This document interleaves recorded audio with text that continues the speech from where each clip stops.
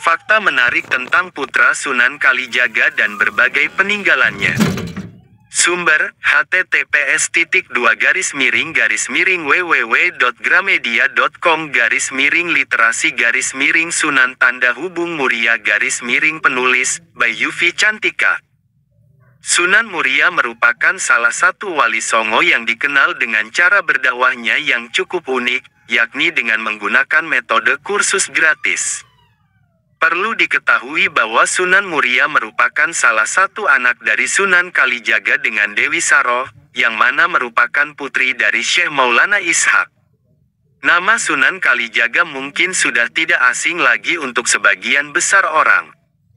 Ia adalah seorang tokoh wali Songo yang cukup berpengaruh dalam penyebaran agama Islam di wilayah Pulau Jawa. Beliau merupakan wali Allah yang merupakan putra dari Adipati Tuban. Tak jauh dari ayahnya, Sunan Muria juga mempunyai pengaruh dalam penyebaran agama Islam di Pulau Jawa. Tidak diketahui secara pasti kapan Sunan Muria lahir, tetapi dalam sejarah, tercatat ia wafat pada tahun 1551.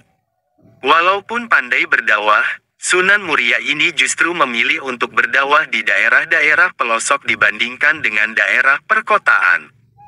Raden Umar Said atau yang lebih dikenal dengan nama Sunan Muria adalah salah satu wali Songo yang tinggal di wilayah Gunung Muria.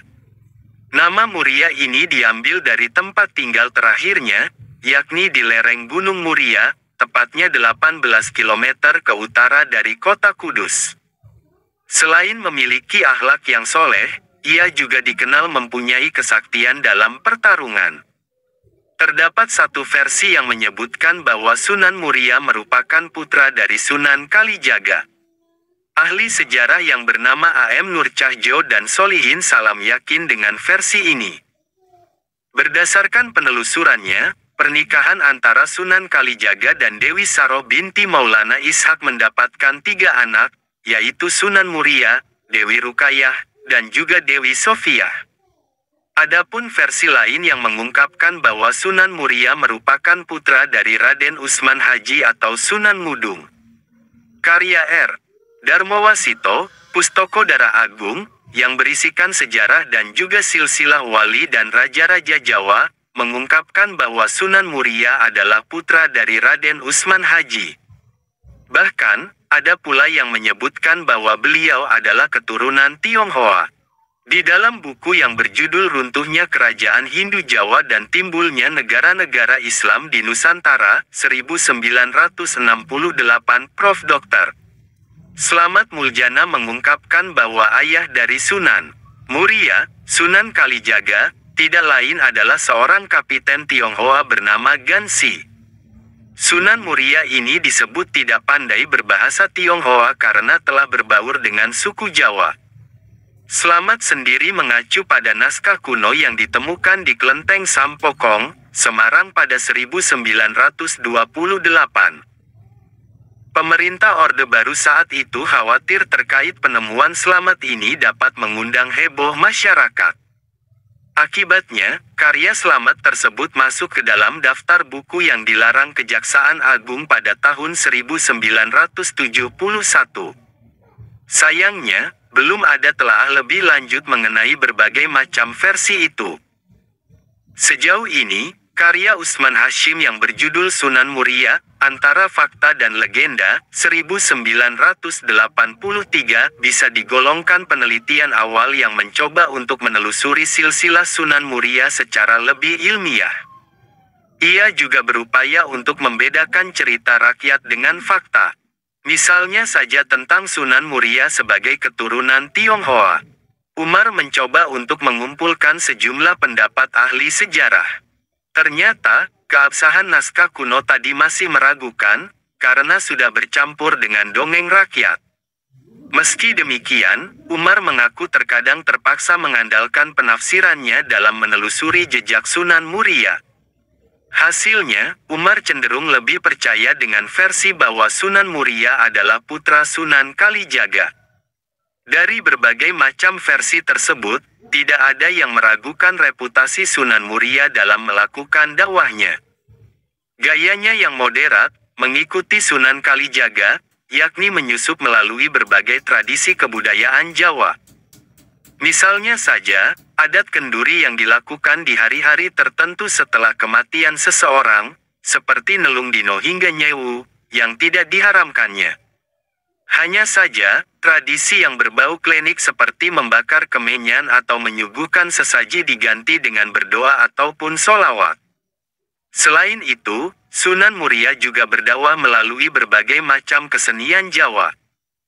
Misalnya, saja menciptakan macapat, lagu Jawa, lagu sinom dan juga kinanti yang dipercaya sebagai karya Sunan Muria, yang hingga kini masih lestari. Melalui tembang-tembang tersebut, ia mengajak umatnya untuk mengamalkan ajaran Islam.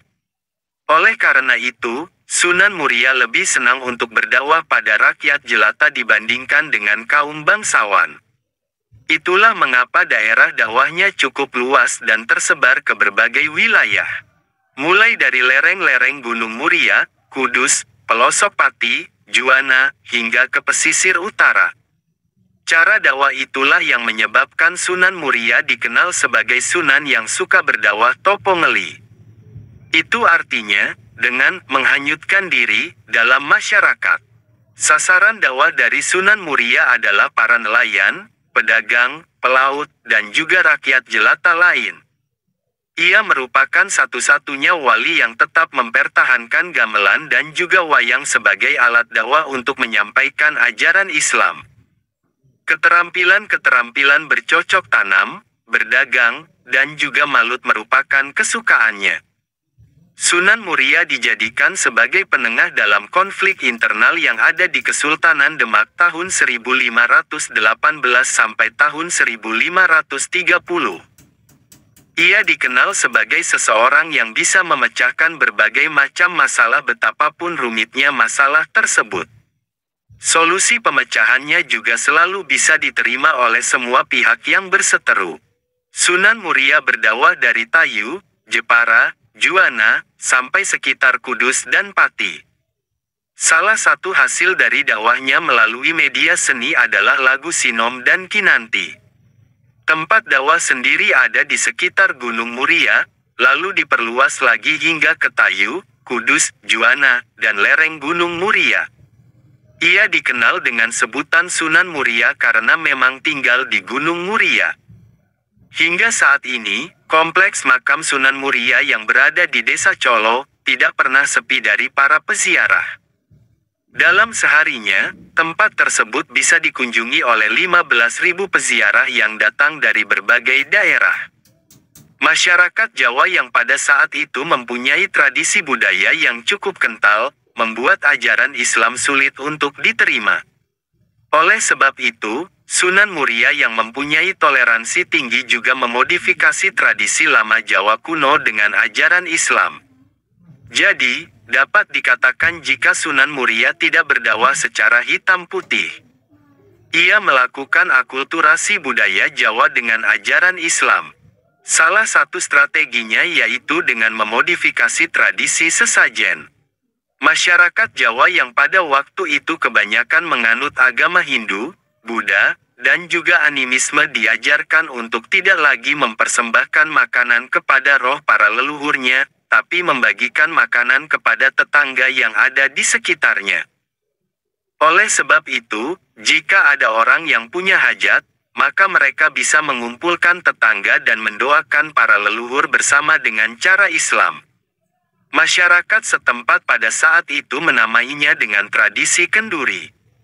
Tradisi tersebut sekarang lebih dikenal dengan istilah kirim doa yang dilakukan sebelum bulan Ramadan, sebelum acara pernikahan, sampai sebelum melakukan acara besar lainnya.